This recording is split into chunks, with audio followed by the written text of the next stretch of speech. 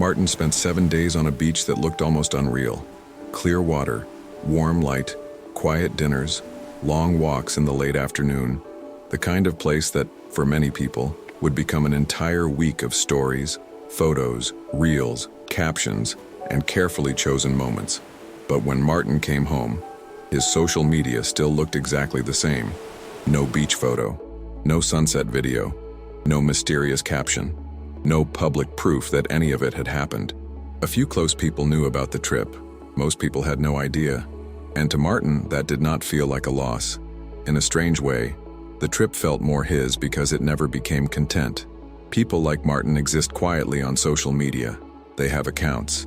They see what others post. They watch stories. They read comments. They may know small details about everyone else's life, but when it comes to their own life, they barely show anything. And this creates a certain curiosity. Are they shy? Are they private? Are they insecure? Are they antisocial? Or do they simply not feel the need to turn every experience into a public presentation? The psychology behind this behavior is more interesting than it seems, because not posting your life does not always mean you have nothing to show. Sometimes, it means the opposite. It means you lived something and did not feel the need to prove it. In a time when many people record a moment before they even fully feel it, there are still people who prefer to experience first, keep it for themselves, and share only when it truly makes sense. For them, a moment does not lose value because nobody saw it. A trip does not become less real because it was not posted. A personal achievement does not disappear because it did not receive likes. And a private life is not an empty life. It is simply a life that is less available to other people's eyes. This is the center of the question. Why do some people choose to remain almost invisible online, even when they are living meaningful things? For some, the answer is privacy. They like having a clear separation between real life and public image.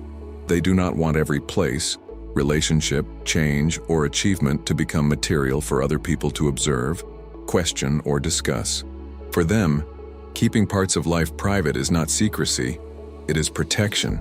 It is a way of keeping something untouched, something that belongs only to them and to the people who were actually there.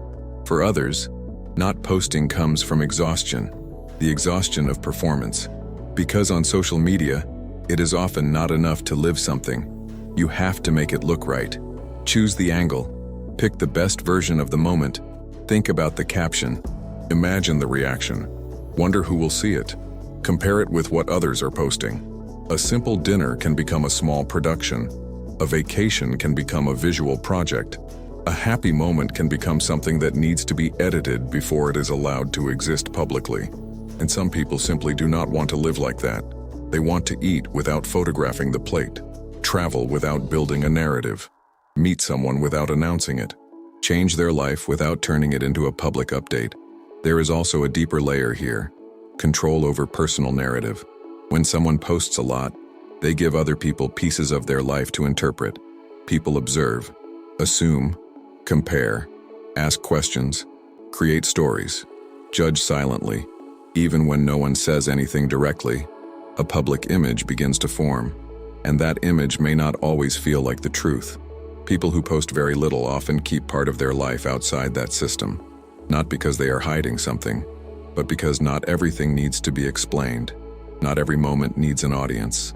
Not every change needs witnesses. Not every feeling needs to become visible.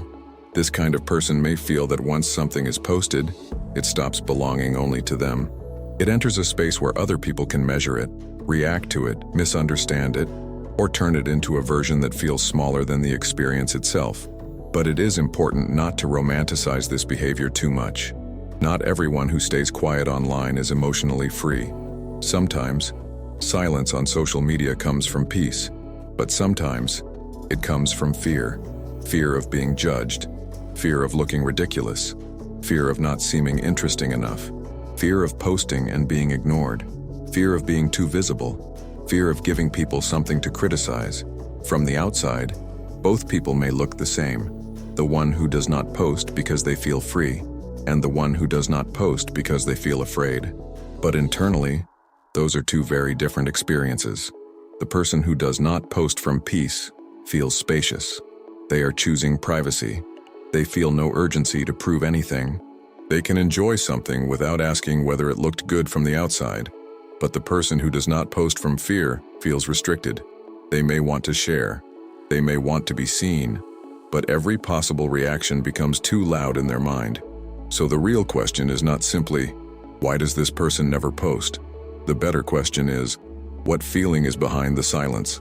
Because the same behavior can come from maturity or insecurity, from freedom or avoidance, from self-protection or self-erasure.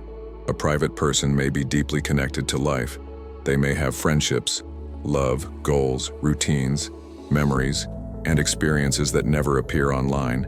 Their life may be full, just not available. And that is difficult for a culture that has learned to confuse visibility with existence.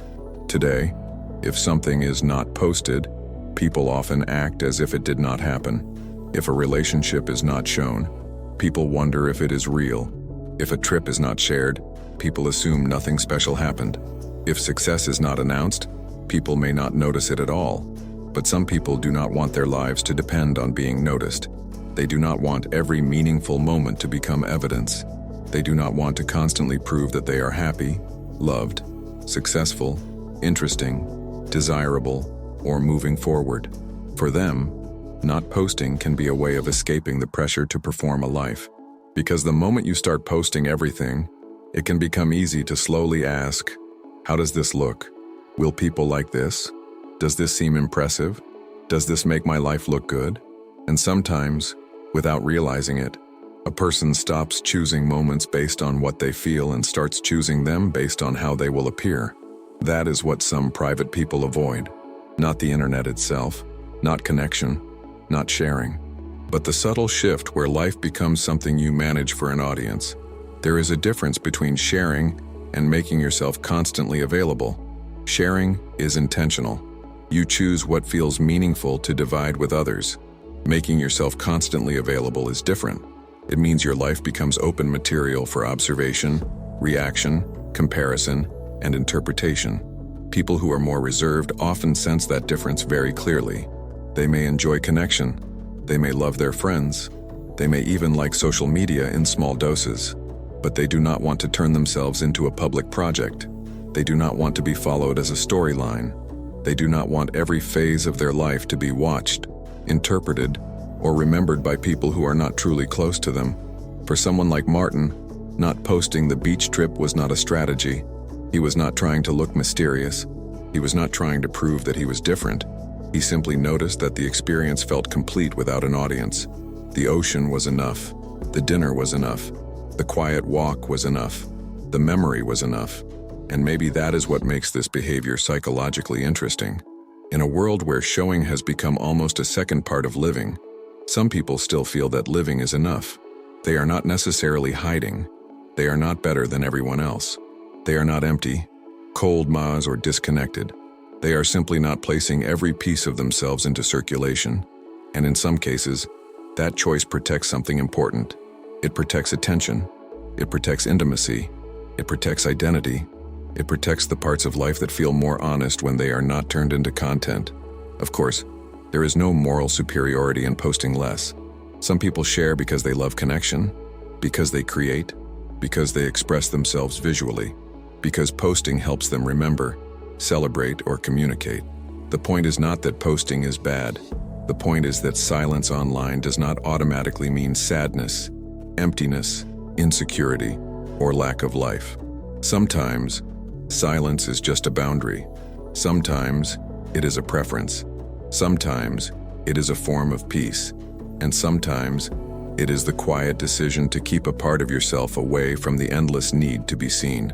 So when you meet someone who never posts anything, maybe they are not absent.